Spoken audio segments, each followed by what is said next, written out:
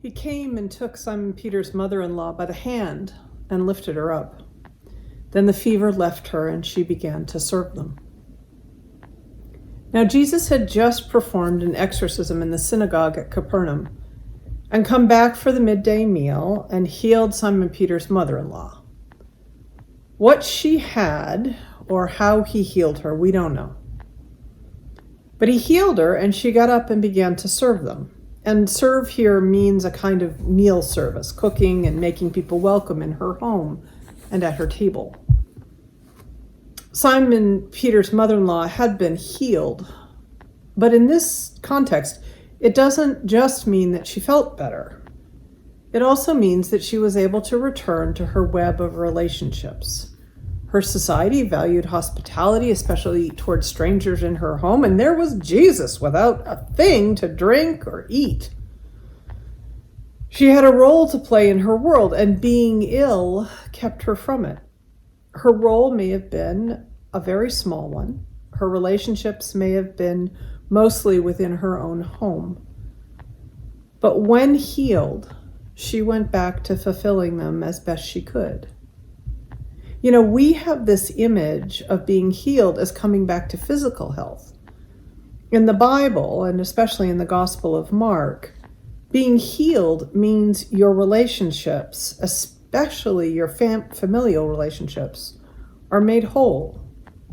Healing has a bigger meaning in the Bible. It means you can return to your place in the world and fill that spot fully. Now, as a 21st century woman, I'm not sure how much I want to celebrate a woman old enough to be Jesus's mother, hopping up and serving those young men who have turned up in her home. Couldn't someone else have slapped together a sandwich for him? And I'm a tiny bit peeved that I say Simon, Andrew, James, John, and then Simon Peter's mother-in-law instead of her name. But then there are a whole lot of people whose names I don't know who serve me, like the lady at the supermarket who sold me the chips and guacamole for tonight's game. And I may not like how I was treated as a middle manager in any number of the technology firms I worked for, but I filled my role to the best of my ability. We see Jesus heal Simon Peter's mother-in-law, and when the Sabbath was over and the sky was beginning to darken, we see Jesus heal many more. They too are restored to health, but also to their relationships and to their places in society. And when the disciples track Jesus down in the morning, everyone is searching for him, meaning there are still more people to heal in Capernaum.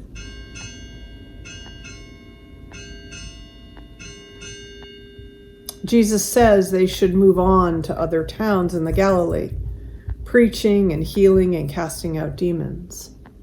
So right there at the very beginning of his ministry, Jesus sees his role as sharing the good news that the kingdom of God is upon us and healing people, especially regular, everyday people whose names we do not know. And if we're followers of Jesus, then that is our role too. Some of us take on the physical healing, and thank heaven for that. Some will do the pharmaceutical research so that we can have multiple vaccines against a pandemic in less than a year. But we have divided the healing job up these days so that one group of people takes care of the physical body and all the rest take care of the relationships and returning people to their role in society. Or else it's not taken care of at all. In getting ready for this week's service, I read the following quote from Dr. Richard Seltzer's book, Moral Lessons, Notes on the Art of Surgery.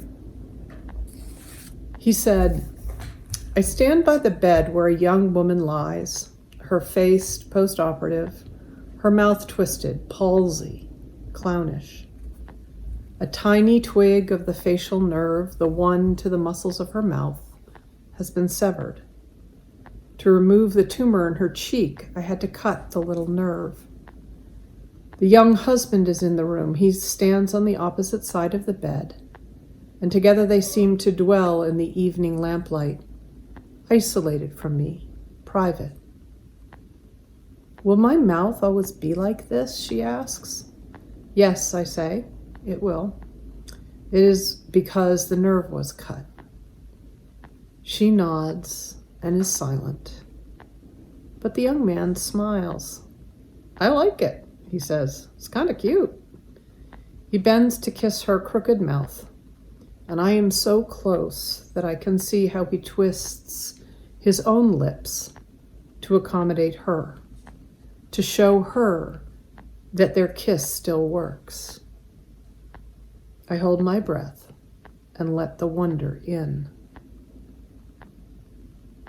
Now, I would certainly argue that Dr. Seltzer had healed the young woman by removing the tumor from her cheek.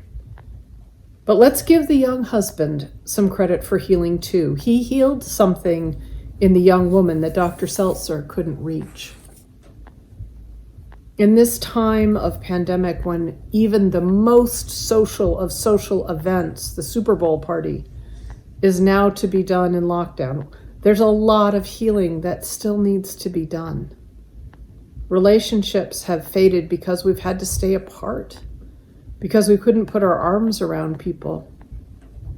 People's roles in society have been erased because the way they filled those roles could not be done in enclosed spaces with other people around. That isn't the healing that the doctors and nurses need to do. That's the kind of healing that the followers of Jesus need to do. And while we look around to figure out what we should do, notice this last detail from today's reading.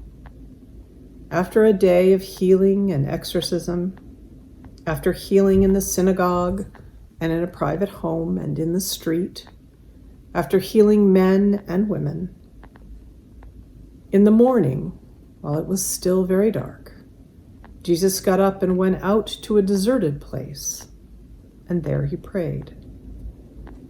Jesus healed generously and graciously, without rules and restrictions about who was going to get a portion of his time or attention or resources. But he also stepped aside for quiet prayer, to connect with God. If we are going to follow him and heal, helping people come into deeper relationship with each other, bring themselves more fully to their role in society, then we also need to follow him in renewal and in prayer. In today's reading, I see a question about where are the relationships and roles you are called to heal? And I see a question about how you are called to recharge your resources so that you can return and heal some more. Not always in the same place, not always for the same people.